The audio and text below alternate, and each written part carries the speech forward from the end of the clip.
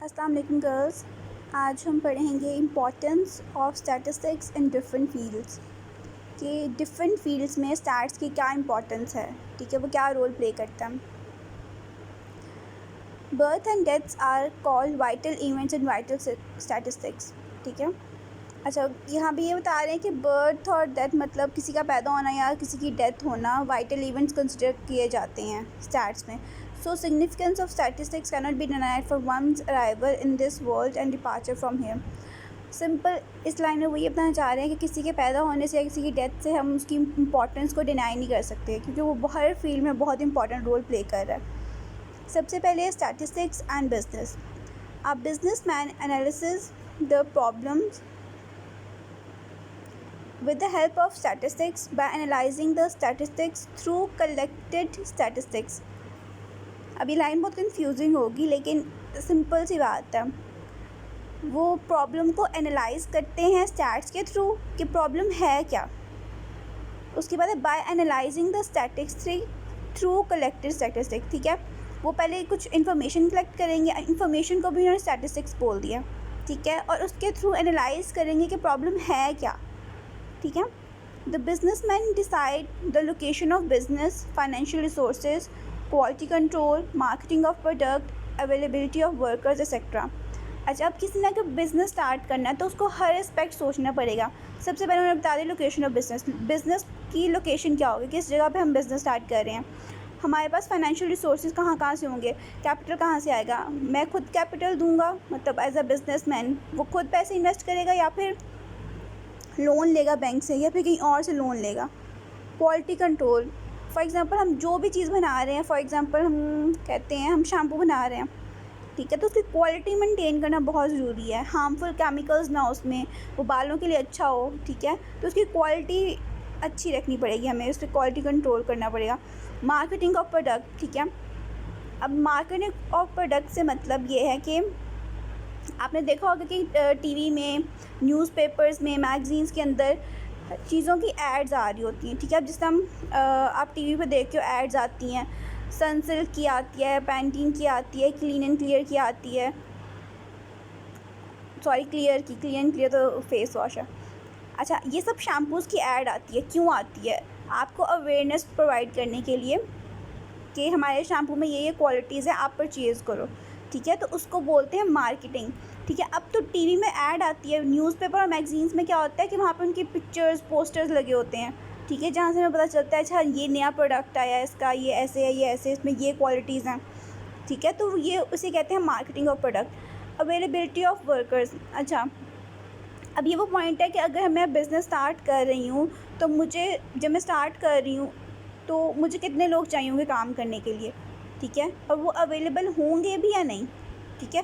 तो ये सब चीज़ें हम जब बिजनेसमैन बिज़नेस स्टार्ट करेगा तो उसको ये सब चीज़ें डिसाइड करनी होंगी पहले, ठीक है, और ये सब फाइंड करने के लिए उसको स्टैटिस्टिक्स से हेल्प लेनी पड़ती है। नेक्स्ट है, for all these statistics is the guide to make maximum profit, ठीक है। अब ये स्टैट से हेल्प क्यों लेनी पड़ती है, क्योंकि स्टैट्स हमें हेल्प करता है मैक्सिमम प्रॉफिट अर्न करने में। Statistics also enables future planning and predictions by studying sale trend, ठीक है। अब स्टैट्स के थ्रू हम लोग फ्यूचर प्लानिंग भी कर सकते हैं, ठीक है। हम डिसाइड कर सकते हैं कि हमने अपना बिज़नेस 5 साल तक कितना इंक्रीज़ करना है, ठीक है, और कितना प्रॉफिट होगा हमें, आगे जाके हम नया प्रोडक्ट इंट्रोड्यूस करवाएंगे या नहीं, ठीक है। इसके थ्रू हम सारी फ्यूचर प्लानिंग करते हैं। प्रिडिक्शन ऑफ स्टडिंग, अच्छा, सेल ट्रेंड्स को हम स्टडी करते हैं कि अभी हमारी सेल्स कम है तो क्या पता 5 साल में हमारी सेल्स बहुत ज़्यादा हो जाएं, ठीक है, तो हम एक तरह से सेल्स ट्रेंड्स को स्टडी करते हैं और ये सब हम स्टैट्स के थ्रू करते हैं, ठीक है। तो बिज़नेस में उसकी इसलिए इम्पोर्टेंस है। नेक्स्ट आ जाता है स्टैटिस्टिक्स एंड स्टेट एडमिनिस्ट्रेशन। अच्छा, स्टेट को हम यहाँ पे इन्होंने गवर्नमेंट से रिलेट किया हुआ है, ठीक है। एडमिनिस्ट्रेशन जो हमारे मुल्क को चला रही है, ठीक है। Statistics are the eyes of the administration of the state क्या होता है, सूबा, ठीक है। आपके सूबे की एडमिनिस्ट्रेशन जो है, जो मतलब इस सूबे को चला रही है, उसकी आंखों का काम करती है स्टैटिस्टिक्स। कैसे? periodical collection of data relating to population, population कितनी है उससे रिलेटेड डेटा कलेक्ट करने में स्टैट्स हेल्प करता है, ठीक है। National wealth, agriculture, imports and exports, education, health, crime etcetera. अब इन सब की इंफॉर्मेशन कलेक्ट करने में स्टैट्स की हेल्प ली जाती है, ठीक है। कितनी इंपोर्ट्स हो रही हैं, कितनी एक्सपोर्ट्स हो रही हैं, एजुकेशन रेट कितना है, कितने लोग हेल्दी हैं, लोग बीमार कितना हो रहे हैं, कौन सी बीमारी ज़्यादा हो रही है, ठीक है। ये सारी चीज़ें जो है हमें स्टैट्स के थ्रू पता चलती हैं। अच्छा, these are the main guidelines to the state of good administration. अच्छा, अब ये सब चीज़ें गुड एडमिनिस्ट्रेशन में काम आती है। अगर ये सब चीज़ें हम लोग मैनेज कर लें सही से तो हमारी एडमिनिस्ट्रेशन, मतलब हम जो चला रहे हैं ना एक सूबे को, ठीक है, उसको हम अच्छे से चला सकते हैं। Preparation for federal and provincial budgets basically depend upon statistical estimates for generating revenue and collecting taxes. अब आपको पता है ना, हर साल बजट आता है, बजट भी स्टैटिस्टिक्स के थ्रू बनाया जाता है, ठीक है। फिर बजट में जो सैलरीज आती हैं, ठीक है, वो भी स्टैट्स के थ्रू अरेंज की जाती हैं, बताई जाती है कि किसको कितनी सैलरी मिलनी चाहिए, ठीक है। और फिर लोगों से टैक्स कितना लेना है ये भी इसी के थ्रू बताया जाता है, ठीक है। ये तो हो गया स्टैट्स और इसकी इम्पोर्टेंस जब हम किसी स्टेट को चला रहे हैं, ठीक है, उससे रिलेटेड। नेक्स्ट है स्टैटिस्टिक्स एंड इकनॉमिक्स। इकनॉमिक्स में क्या important, there is no field of economics without applying the science of statistics. अब वो कह रहे हैं इकनॉमिक्स में कोई भी ऐसी फील्ड नहीं है जिसमें स्टैट्स हेल्प ना करे, ठीक है। उसको अप्लाई करने में हमें स्टैट्स की हेल्प चाहिए होगी। Various laws and theories of economics are referred to statistics for testing as their correctness by analysis of the collected data. अच्छा, अब यहाँ पर उन्होंने बताया कि various laws and theories of economics are refer to statistics, ठीक है। Different जो इकनॉमिक्स के लॉ होते हैं और थ्योरीज होती हैं उनको हम स्टैट्स के फॉर्मूला से, रूल्स से हम उनको कैलकुलेट करते हैं। क्यों करते हैं? ताकि हमें पता चले कि ये सही है भी या नहीं, ठीक है। हम डेटा कलेक्ट करते हैं, उस पर स्टैट्स का एक फार्मूला अप्लाई करते हैं और फिर हमें पता चल जाता है, उसके आंसर से हमें पता चल जाता है कि जो हमने कैलकुलेट किया हुआ कलेक्ट किया था डेटा, ठीक है, उसका आंसर पॉजिटिव आ रहा है या नेगेटिव आ रहा है, सही है भी या नहीं, ठीक है। The importance of statistics and economics has resulted in a new branch of study called econometrics, ठीक है। अच्छा, अब स्टैट्स और इकनॉमिक्स की स्टडी से एक नई ब्रांच ओपन हुई है, ठीक है, और उसको हम बोलते हैं इकनोमेट्रिक्स, जिसमें इकनॉमिक्स और स्टैट एक साथ पढ़ा जाता है। Which deals with mathematical models of economics by the help of stats. हम मैथमेटिकल मॉडल्स को स्टडी करते हैं, इकनॉमिक्स के हेल्प कहाँ से लेते हैं? स्टैट्स से हेल्प लेते हैं। Statistics and banks. अच्छा, अब बैंक्स में स्टैट्स का क्या रोल प्ले हो रहा है, वहाँ पे क्या इंपॉर्टेंस है इसकी? Statistics is the key tool for the bankers. वो कह रहे हैं उनका की टूल है, ठीक है, उनका मतलब सारा काम ही इसी के ऊपर डिपेंड करता है। The bankers do the business with the help of the deposit of public. अच्छा, अब बैंकर्स बिजनेस कैसे कर रहे होते हैं? जो उनके पास डिपॉजिट्स आ रहे होते हैं, और डिपॉजिट्स कहाँ से आ रहे होते हैं? पब्लिक से, ठीक है। The bankers apply the statistical approach for planning and forecasting the demand of withdrawals at different period of time and make the plans to introduce new schemes of attracting and hunting the deposits and increasing the bank profit. अच्छा, अब इस पूरे जो line थी इसमें भी बता रहा है कि वो कुछ स्टैट्स की अप्रोचेस अप्लाई करते हैं। क्यों करते हैं? प्लान करने के लिए और अंदाज़ा लगाने के लिए कि लोग आके कितनी मिकदार में अपने पैसे वापस विड्रॉ करवा सकते हैं, मतलब कितने लोग आकर चेक के थ्रू या एटीएम के थ्रू अपने पैसे निकलवा सकते हैं, ठीक है। वो इस चीज़ का अंदाज़ा लगा देते हैं डिफरेंट टाइम पीरियड्स पे कि 1 महीने में कितने निकलवा सकते हैं, 2 महीने में कितने निकलवा सकते हैं, 5 महीने में, 1 साल में, ठीक है। इसका अंदाज़ा लगाया जाता है, ठीक है।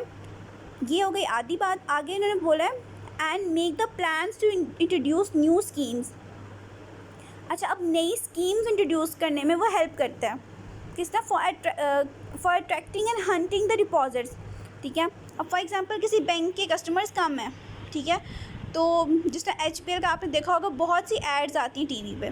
क्यों एड्स आती हैं? उसमें वो बता रहे होते हैं कि एक नया बैंक अकाउंट आया है, उस पर इंटरेस्ट नहीं लग रहा ज़्यादा, लोन्स कम इंटरेस्ट पे दे रहे हैं, ये वो क्यों बता रहे होते हैं, ताकि लोगों को पता चले कि ये नई स्कीम आई है।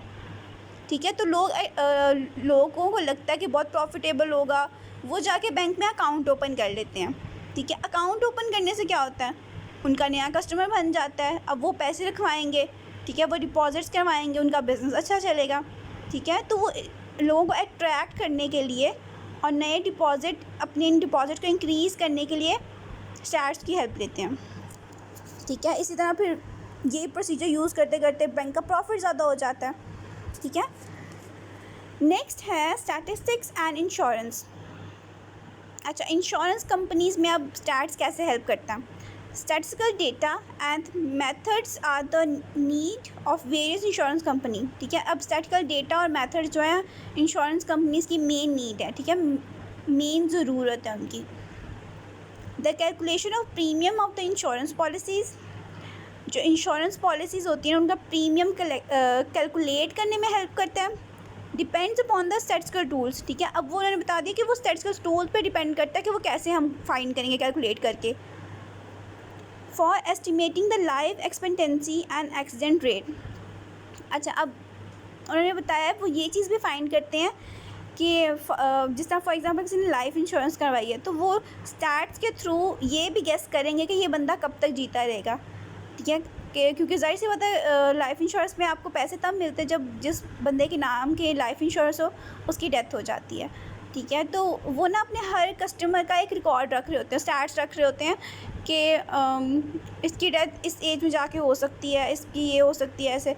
ठीक है, एंड एक्सीडेंट रेट। अब देखो, ज़रूरी नहीं है कि नॉर्मल नेचुरल डेथ हो किसी की। ठीक है, किसी का एक्सीडेंट भी तो हो सकता है ना, तो वो एक्सीडेंट रेट को भी अपने माइंड में रखते हैं कि अगर फॉर एग्जांपल हमारे 10,000 कस्टमर हैं, तो उसमें से शायद 2% का एक्सीडेंट के थ्रू भी डेथ हो सकती है। ठीक है, तो वो उन्होंने एक ना एस्टीमेट रखा होता है, वो एस्टीमेट वो कैसे फाइंड करते हैं? स्टैट्स के थ्रू। नेक्स्ट है statistics, accounting and auditing. In accounting exactness is there. Exactness का मतलब है एक्यूरेसी। ठीक है, मतलब हम जो आंसर निकाल रहे हैं वो बिल्कुल सही आ रहा है। ठीक है, but for decision making statistics tools are applied. ठीक है, अकाउंटिंग से क्या होता है कि हम जब अकाउंटिंग करते हैं उसमें प्लस माइनस करना, ठीक है, डेबिट क्रेडिट करना, ये आसान काम है। ठीक है, और इससे हमारा आंसर एक्यूरेट आ जाता है। लेकिन अब हमें ये तो नहीं पता होता कि हम डिसीजन उसके बेसिस पे कैसे लें। डिसीजन लेने के लिए, अब डिसीजन लेना बहुत कॉम्प्लिकेटेड टर्म है। कैसे? क्योंकि एक डिसीजन पे आपके पूरे बिज़नेस की लाइफ डिपेंड कर रही होती है। अगर आपने एक डिसीजन गलत ले लिया, आपका बिज़नेस तबाह हो सकता है। अगर सही ले लिया तो आपका बिज़नेस आगे बढ़ सकता है। तो हम वो डिसीजन लेने से पहले स्टैटिस्टिकल टूल्स यूज़ करते हैं। ठीक है, जिससे हमारा आंसर एक्यूरेट आए। ठीक है, और हमारे डिसीजन हम ऐसा लें जिससे हमारे आगे जाके हमारे बिज़नेस को प्रॉफिट हो। In auditing sample techniques are commonly used. अब आगे जाके आप लोग इंशाल्लाह जब आप लोग कॉलेज कंप्लीट कर लोगे, आगे BBA करो, BCom करो, या जो जहाँ जिस भी फील्ड में जाओगे ना, लेकिन कॉमर्स की फील्ड में, ठीक है, तो वहाँ पे आप ऑडिटिंग पढ़ोगे। ठीक है, ऑडिटिंग काफ़ी इंटरेस्टिंग सब्जेक्ट है। तो उसके अंदर होता है, उसके अंदर भी स्टैट्स यूज़ होता है। अब मुझे इसलिए पता है क्योंकि मैंने पढ़ा हुआ है। उसके अंदर एक सैम्पलिंग टेक्निक यूज़ होती है। ठीक है, अब ऑडिटिंग होती है कि हमने जो अकाउंटिंग की होती है उसको हमने चेक करना होता है कि सही अकाउंटिंग की भी है या नहीं, अकाउंटिंग के अंदर किसी ने फ्रॉड तो नहीं कर लिया कोई। ठीक है, तो ऑडिटिंग उसके लिए की जाती है। अब अगर हमारे जो बुक्स हैं अकाउंट्स की वो बहुत ज़्यादा हैं, अब हम हर चीज़ तो नहीं चेक कर सकते ना, तो हम लोग सैम्पलिंग टेक्निक यूज़ करते हैं, और सैम्पलिंग टेक्निक होती है स्टैट्स की। ठीक है, तो हम लोग सैम्पलिंग में क्या करते हैं, कोई 1-2 पॉइंट्स उठाते हैं, उनको चेक कर देते हैं और हम उनके बेसिस पे कह देते हैं कि सारा काम सही है। ठीक है, तो ये तो हो गया statistics, accounting and auditing. Next है statistics and sciences. Statistical methods are extensively used for analysing the experimental research result. अच्छा, अब उन्होंने बोला स्टैट्स बहुत ज़्यादा एक्सटेंसिवली, मतलब बहुत ज़्यादा मिकदार में यूज़ किया जाता है for analysing the experimental research. ठीक है, अब जो डिफरेंट साइंटिस्ट रिसर्च कर रहे हैं, एक्सपेरिमेंट्स कर रहे हैं, ठीक है, उनका रिजल्ट फाइंड करने के लिए ना स्टैट्स यूज़ किया जाता है। टेस्टिंग देयर सिग्निफिकेंस इन अच्छा, टेस्टिंग देयर सिग्निफिकेंस, उनका क्या फ़ायदा है, ठीक है, वो जो हमने रिसर्च की है उसका क्या फ़ायदा है, ये फाइंड करने के लिए हम स्टैट्स यूज़ करते हैं। अब कौन कौन सी फील्ड्स में? Astronomy, biology, metrology, physics, chemistry, research, computer science, geology, mathematics, sociology, business and public administration, communication and information technology, aerospace etcetera. अभी सारी फील्ड्स हैं साइंसेस की, ठीक है, और उसमें उन्होंने बताया कि जो हम रिसर्च कर रहे हैं, एक्सपेरिमेंट कर रहे हैं, उसका फ़ायदा क्या होगा, ठीक है, वो स्टैट्स के थ्रू हमें पता चलता है। नेक्स्ट है statistics and agriculture. Statistical data and methods are indispensable in agriculture. Experiment of different type of soil, various variety of seed. अच्छा, यहाँ पे ये बता रहे हैं वो कि स्टैटिस्टिकल डेटा और मेथड जो होंगे एग्रीकल्चर में बहुत हेल्प करते हैं। कैसे हेल्प करते हैं? एक्सपेरिमेंट्स और डिफरेंट टाइप ऑफ सॉइल। अच्छा, डिफरेंट टाइप ऑफ सॉइल इसलिए, जैसे अगर आप लोग मेन पंजाब में जाओ, ठीक है, आप किसी टिपिकल गांव में जाओ, वहाँ की मिट्टी में और अगर रावलपिंडी की मिट्टी आप कंपेयर करो, ठीक है, दोनों की मिट्टी में आसमान और ज़मीन का फ़र्क होगा। रावलपिंडी की मिट्टी इतनी फर्टाइल नहीं है, ठीक है, ज़रखेज़ नहीं है भी, लेकिन इतनी ज़्यादा नहीं, ठीक है। लेकिन आप अगर किसी खेत वगैरह में जा रहे हो, वहाँ की मिट्टी अगर आप देखोगे तो वो बहुत ज़रखेज़ होगी, हेल्दी होगी, उसमें जो भी चीज़ हम उगाएंगे ना वो ज़्यादा अच्छी और क्या कहते हैं, हेल्दी रहेगी हमारे लिए, ठीक है। Various variety of seeds. अब देखो हम लोगों ने अगर गंदम उगाई है, ठीक है, और हम गंदम का बीज ले रहे हैं, ठीक है, हम उसकी क्वालिटी भी तो देखते हैं ना कि अच्छी है या नहीं। अगर बीज अच्छा होगा तो आगे फल भी अच्छा आएगा, ठीक है। अगर बीज ही ख़राब होगा तो फल भी हमारा सही नहीं, मतलब कभी कभी ऐसा होता है बीज अच्छा ना हो तो फल अच्छा आता ही नहीं है, और कभी कभी ऐसा होता है फल लगता ही नहीं है, ठीक है, तो वो हमें वो भी टेस्ट करना होता है। नेक्स्ट है fertiliser and pesticides go through the statistical techniques. अच्छा, फर्टिलाइज़र और पेस्टिसाइड्स कितनी मिकदार में यूज़ करने चाहिए, ये भी स्टैट्स के थ्रू पता चलता है। Agriculture statistics are also collected by the government for proper planning to meet the future imports and exports of the agriculture sector. अच्छा, गवर्नमेंट के थ्रू ये एग्रीकल्चर स्टैट्स किए जाते हैं, कलेक्ट किए जाते हैं। क्यों किए जाते हैं? क्योंकि जाहिर सी बात है, हम लोगों फॉर एग्ज़ाम्पल जिस तरह हम लोग क्या बनाते, यहाँ पे बहुत ज़्यादा मिकदार में होता है, प्याज होता है, प्याज काफ़ी ज़्यादा होता है हमारे यहाँ पाकिस्तान में उगता है, ठीक है। तो प्याज जो होता है वो हम लोग एक्सपोर्ट कर देते हैं, और नॉर्मली हम अपने पड़ोसी इंडिया को करते हैं एक्सपोर्ट, ठीक है। तो और उनसे हम इंपोर्ट क्या कर रहे होते हैं, अब यहाँ पे टमाटर थोड़े कम होते हैं, तो हम लोग क्या करते हैं कि इंडिया से टमाटर इंपोर्ट कर रहे होते हैं, ठीक है। तो हमने ये प्लानिंग करनी होती है कि हम क्या चीज़ ज़्यादा उगाएंगे और क्या चीज़ दूसरे मुल्क से लेंगे, ठीक है, हम लोगों ने ये प्लानिंग करनी होती है। तो वो सारी प्लानिंग स्टैट्स के थ्रू की जाती है। Statistics and psychology and education. Statistics is the backbone of psychology and education. Statistics helps in the selection of unbiased samples, and statistical methods are applied for measurement of intelligence quotient, aptitude tests, effectiveness of new courses for analysis, and drawing conclusion from them. अच्छा, इसमें बताया जा रहा है कि psychology और education की backbone है स्टैट्स, ठीक है। अब बैकबोन कैसे है? Statistics helps in the selection of unbiased samples, ठीक है। अच्छा, अनबाइस्ड सैम्पल के मतलब जिसमें कोई तरफदारी ना की गई हो, ठीक है, कि हम ये सिलेक्ट करते हैं, मतलब बहुत